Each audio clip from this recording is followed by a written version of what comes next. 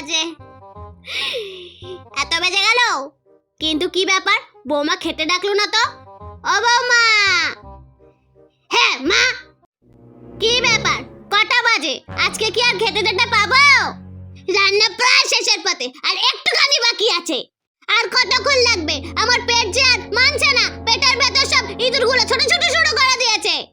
ইঁদুর দৌড়াচ্ছে, আমি এক্ষুনি আসছি। এই নিন না খাবার, দাও দাও।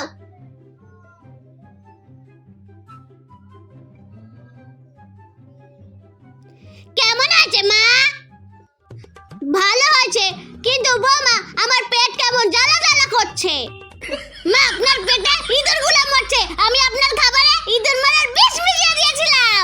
আমার সাধনা মিটে